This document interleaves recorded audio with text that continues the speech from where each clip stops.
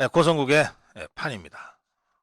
오늘은 정론일침이 좀 꼭지수가 적어서 제가 판을 좀 여유 있게 진행할 수 있을 것 같습니다.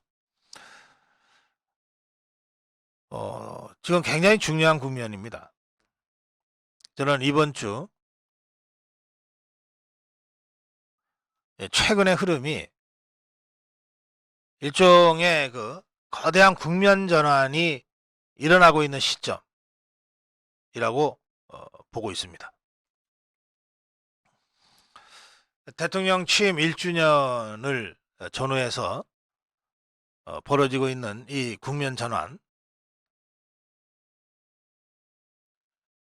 몇 가지 측면에서 정리해 볼 수 있을 것 같습니다.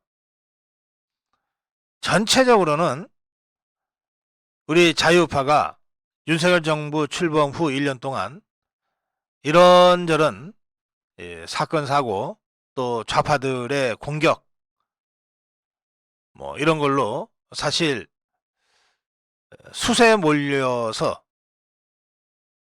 좀 고생을 했던 한 1년이었다.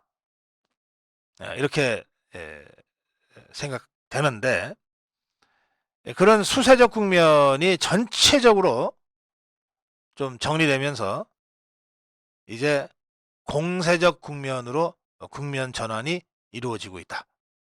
그렇게 저는 생각합니다.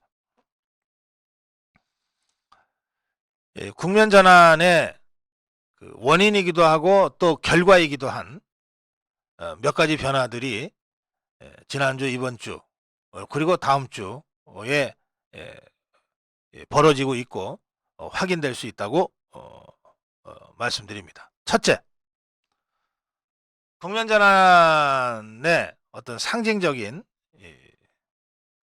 현상, 윤석열 대통령 지지율 40%대 재진입입니다. 물론 모든 조사가 다 대통령 지지율 40%를 기록하고 있는 것은 아니지만 거의 모든 조사에서 대통령 지지율은 상승세를 보이고 있습니다. 그리고 저희가 5월 1일 조사, 자체 조사에서 발표한 41% 지지율, 그 얼마 후에 42% 지지율, 이런 식으로 40%대로 대통령 지지율이 진입한 여론조사가 하나씩 둘씩 나타나기 시작했습니다. 굉장히 중요합니다. 지금 입법부를 정북 주사파 세력에게 완전히 장악당하고 있는 상태에서 윤석열 대통령이 국정 운영을 함에 있어 의지할 수 있는 유일한 곳은 국민적 지지입니다. 그런데 이 국민적 지지는 매번 투표 통해서, 선거 통해서 확인할 수 없고 매우 제한적이고 간접적이긴 하지만 여론조사의 지지율을 가지고서 확인할 수밖에 없는데, 이 여론조사의 대통령 국정운영 지지율이 40%대를 회복했다, 재진입했다 고 하는 것은 윤석열 대통령의 국정운영 동력이 다시 살아나고 있다고 하는 것을 단적으로 보여주는 겁니다. 이 문제와 관련해서 저는 여러 차례 말씀드린 대로 윤석열 대통령의 지지율 관리는 대통령실의 가장 중요한 임무다, 이런 말씀을 제가 다시 한번 드립니다. 윤석열 대통령은 이미 여러 차례 지지율에 일희일비하지 않습니다, 이런 얘기를 해왔어요. 그거는 대통령 후보 시절에도 그랬고 대통령 된 후에도 그랬습니다. 또 대통령 된 사람은 마땅히 그래야 됩니다. 최고의 리더가 뭐 지지율 한번 발표될 때마다 뭐 웃었다 울었다 그럴 수는 없지 않습니까? 대통령은 마땅히 지지율에 일희일비하지 않아야 됩니다. 그만큼 담대하게 앞만 바라보고 뚜벅뚜벅 걸어 나가야 됩니다. 마치 호수 위에 뜬 백조처럼 우아하게 나가야 됩니다. 우아하게 나가야 됩니다. 그런데 잘 아시는 바대로 백조가 호수 위에 우아하게 떠 있으려면 물밑에서 그 발을 얼마나 재바르게 움직여야 됩니까? 보이는 것처럼 우아하게 가만히 발까지 가만히 있으면 그냥 깔아앉죠. 물 위에 우아하게 있기 위해서 물밑에서는 발이 정신없이 돌아가야 돼요. 그 정신없이 돌아가는 발로 인해서, 물갈퀴로 인해서 물 위에 우아하게 떠 있을 수 있는 거예요. 그렇다면 지지율에 일희일비하지 않는다고 대통령이 우아하고 담대하게 국민 앞에 서 있으려면 보이지 않는 곳에서 정신없이 움직이는 백조의 물갈퀴 같은 역할을 누군가가 해야 되는 거예요. 그게 누굽니까? 그게 대통령 비서들입니다. 그게 대통령실에서 일하는 사람들 몫이에요. 대통령 비서들은 우리가 흔한 말로 늘 사표 가슴에 품고 다닌다 하지 않습니까? 그 사표를 내야 될 때가 언제냐? 지지율 떨어졌을 때. 자기들이 대통령 지지율 관리에 실패했다고 느낄 때 사표를 던져야 돼요. 무능한 거니까. 이후 여하를 막론하고 장관이 실패했든 장관이 실수했든 집권당이 실수했든 어쨌든 그것은 총괄적이고 총체적으로 또 궁극적으로 대통령의 책임으로 돌아옵니다. 왜? 대통령 중심제니까.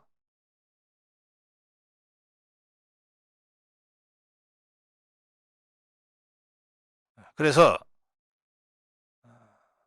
저는 대통령실이 앞으로 남은 4년 동안도 첫째도 지지율, 둘째도 지지율.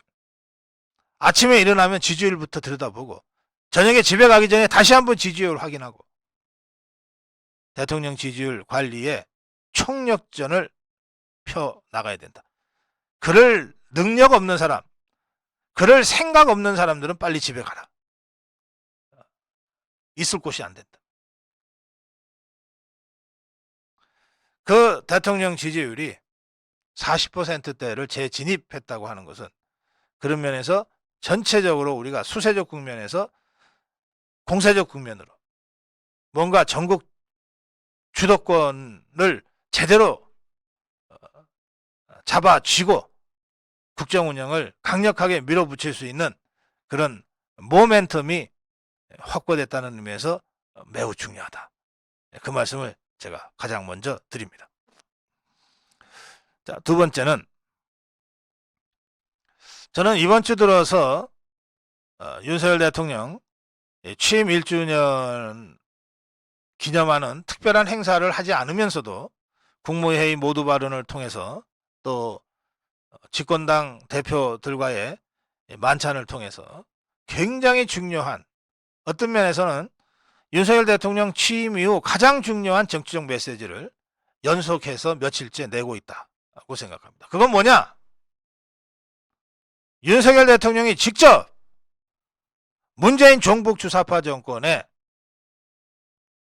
잘못과 폐단을 적시하면서 문재인 종북 주사파 정권과 윤석열 정부의 차이점을 선명하게 선을 긋고 있다는 겁니다.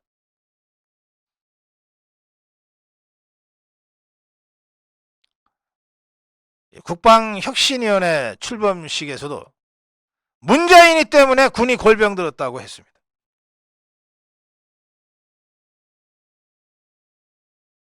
외교안보 영역에서, 경제 영역에서 탈원전 문제를 얘기하면서 문재인이 때문에 나라가 이 꼴이 됐다고 강력하게 성토했어요.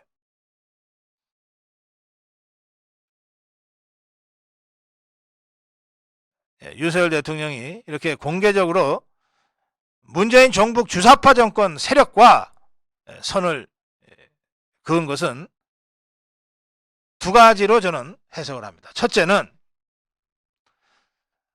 정권을 잡고 1년간 정말 국정 운영을 해보니까 문재인 종북 주사파 정권이 얼마나 나쁜 짓을 했는지를 속속들이 알게 됐다. 겉에서 봐서는 저것들 분명히 나쁜 짓 했을 텐데 라고는 짐작할 수 있지만 실제로 속속들이 얼마나 나쁜 짓을 했는지는 정권 잡고 들어가 보기 전에는 잘 알기가 어려워요. 그래, 1년 동안 국정 운영을 해보니까 저것들이 얼마나 나쁜 짓을 했는지를 대통령이 확실하게 알게 됐다. 그 저는 생각합니다.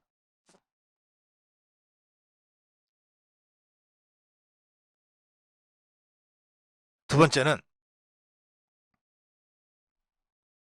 저 정복주사파 더불어민주당 세력이 단 한 번도 윤석열 대통령의 대선 승리를 마음으로 승복한 적이 없습니다.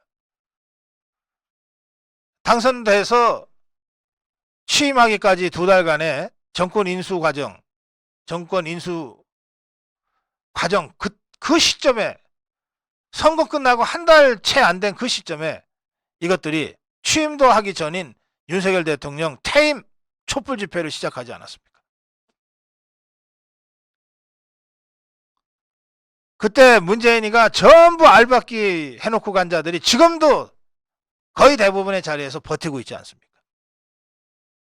이제 이것들을 완전히 일소하지 않으면, 청소하지 않으면 윤석열 정부, 윤석열 대통령의 국정 철학대로 국가가 경영되기 어렵다. 이 현실적 인식을 윤석열 대통령이 확실하게 한 것 같습니다. 지난 1년 동안 문재인 정복주사파 세력이 얼마나 나쁜 짓을 해놨는지, 얼마나 나라를 위태롭게 해놨는지 속속들이 알게 됐고, 문재인이가 알박기에서 갖다 뿌려놓고 간 이것들이 완전히 일소되지 않으면 윤석열 국정이라고 하는 것은 말뿐이지 실제로 구현이 안 되겠구나 라고 하는 것을 최고 통수권자 대통령인 윤석열 대통령이 절감하고 있다. 이제는 이 자들을 철저히 일소하지 않으면 정권 교체의 의미가 구현될 수 없겠다. 이런 인식을 마침내 윤석열 대통령이 최종적으로 한 것 같습니다. 그래서 이 흐름에서 필요하다면 문재인에 대한 사법 처리도 주저하지 않겠다. 저는 이런 의지로 최근 대통령의 일련의 메시지를 읽고 있습니다. 이 자들이 얼마나 나쁜 짓을 지난 5년 동안 문재인 정복주사파 정권 하에서 저질렀는지를 알면 알수록 그 최종 배후 주모자가 문재인이라고 하는 사실을 다시 한번 인지하고 다시 한번 확인하지 않을 수 없을 겁니다. 지금 거의 모든 문재인 정복주사파 정권 하에서 벌어졌던 거의 모든 범죄 행위의 뒤에는 문재인이가 있습니다. 모든 수사는 그 문재인이의 문 앞에까지 가서 멈춰져 있는 상태입니다. 이런 사실을 우리 국민들이 다 알고 있어요. 그래서 그 모든 범죄 행위의 주모자, 이 문재인이를 사법 처리하지 않고서는 문재인 정복주사파가 저지른 수많은 범죄를 제대로 징치했다고 할 수 없다. 이것이 우리 자유파 국민들이 윤석열 대통령에게 여전히 좀 미진하다고 느끼고 있는 대목 아닙니까? 저는 이제 그 선을 윤석열 대통령이 넘어설 마음의 준비가 다 끝났다, 이렇게 생각합니다. 필요하면 문재인이까지도 사법 처리한다. 대한민국 헌법 수호를 위해서. 저는 이런 의지가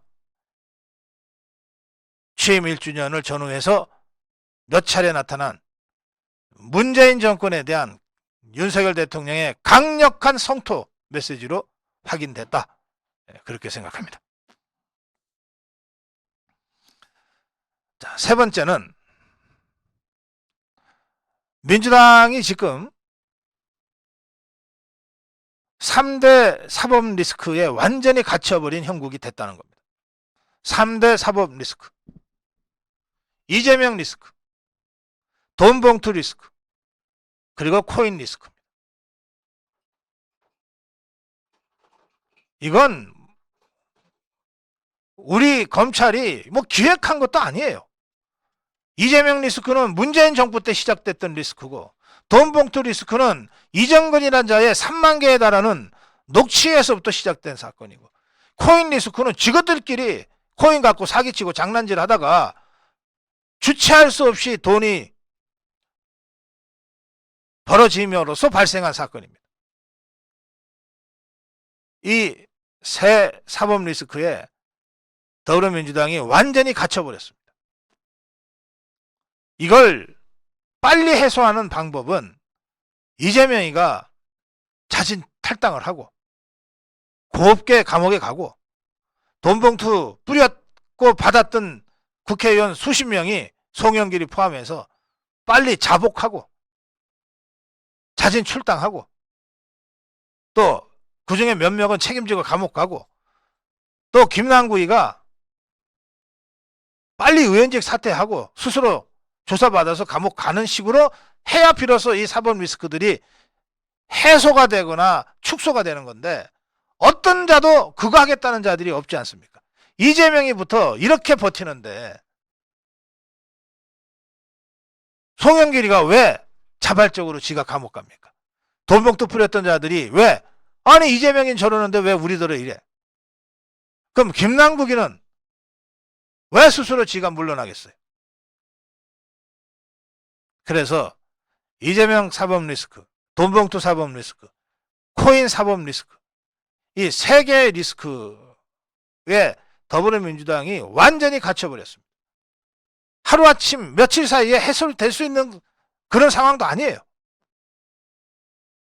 이렇게 완전히 갇혀버렸다. 출구 없이 침몰 중이다. 출구 없이 침몰 중이다. 이것이 제가 오늘 판에서 국면 전환이라고 지금 상황을 규정한 이유입니다. 자, 이런 상황에서 제가 국면 전환, 그 다음에 제가 말씀드린 것이 물실호기입니다. 물실호기. 물실호기는 뭐냐? 좋은 기회가 왔을 때 놓치면 안 된다는 거예요. 좋은 기회가 왔을 때 놓치면 안 된다. 오마르 1세라는 왕은 자신의 어록에서 다음에 네 가지는 놓치면 다시 돌아오지 않는다 라고 하는 유명한 말을 썼습니다. 다음에 네 가지는 왔을 때 잡아야지 놓치면은 다시 돌아오지 않는다. 첫째, 입 밖에 낸 말. 이게 다시 돌아오지 않죠. 입 밖에 낸 말. 둘째, 쏘아버린 화살. 쏘아버린 화살. 아, 화살이 활시를 떠났다. 이 끝났다는 뜻이에요. 되돌릴 수 없다는 뜻입니다. 셋째, 흘러간 세월. 예, 흘러간 세월. 그리고 넷째가 뭐냐? 놓쳐버린 기회. 놓쳐버린 기회. 물실호기. 기회는 언제든 올 수 있지만 한 번 놓치면 다시 안 돌아온다는 거예요. 얻기 어려운 것은 시기요, 놓치기 쉬운 것은 기회다. 이게 조광조 정암집에 나오는 말입니다. 얻기 어려운 것은 때요, 놓치기 쉬운 것은 기회다. 좋은 기회가 왔을 때 때를 놓치지 않고 잘 잡아야 되는데 이거 놓쳐버리고 나면 다시 오기 어렵다. 기회는 언제든 올 수 있지만 그걸 잡을 수 있는 사람은 준비된 사람들 뿐이다. 이게 물실호기라는 말입니다. 제가 국면전환의 세 가지를 말씀드렸습니다. 대통령 지지율 40%대 재진입, 마침내 문재인 적폐와의 전면전을 대통령이 결심한 것 같다는 것, 그 다음에 민주당이 3대 리스크에 갇혀 있다는 것, 출구 없이 추락하고 있다는 것. 이처럼 좋은 때가 어디 있습니까? 이 때를 놓치면 다시 안 옵니다. 이 때를 놓치면 다시 안 와요. 지금 잡아야 돼요. 지금. 이 때를 놓치지 않고 지금 잡기 위해서 제가 지속적으로 말씀드린 게 있습니다. 정부와 대통령실에 전면적 인적 개편을 하자. 그래서 이 기회를 잡아채자. 인사로서. 당 내부가 이제 어느 정도 단속이 됐으니 대야 전선을 제대로 구축하자. 대야 전선을 제대로 구축하자. 공격만 당하지 말고 공격하자 이제. 이재명이만 공격할 게 아니라 문재인에 대해서도 전면전을 펼치자. 그래서 지지율 상승의 선순환 구조를 지금 구축해야 됩니다.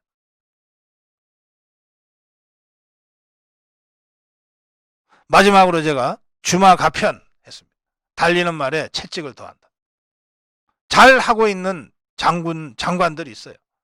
잘 하고 있는 정치인들이 있어요. 못하는 사람들, 따라오기가 버거운 사람들 일일이 다 데리고 가려고 하다 보면 속도가 늦어져요. 속도가 느려져요. 못 따라오는 자들, 뒤에 뒤처진 자들 꾸물거릴 거 없어요. 그냥 떼놓고 가야 돼. 잘 달리는 발이 맨 앞에 서서 더 속도를 내서 가야 됩니다. 달리는 말에 채찍을 쳐야 돼요. 한동훈이다, 원희룡이다, 박민식이다, 박대출이다, 이철규다.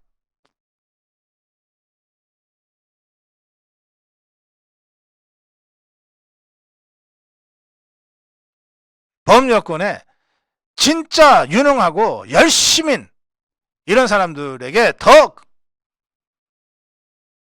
강한 동력을 실어 넣어줘야 됩니다. 뒤쳐져서 못 따라오는 사람들하고 줄 맞춰 가라고 잘 달리는 말을 세워서는 안 돼요. 못 따라오는 건 어쩔 수 없어요. 그냥 자르고 가야 돼. 지금은 그런 면에서 전격적인 기동전이 필요한 때다. 그 맨 앞에 윤석열 대통령이 서 있다. 고성국의 판이었습니다.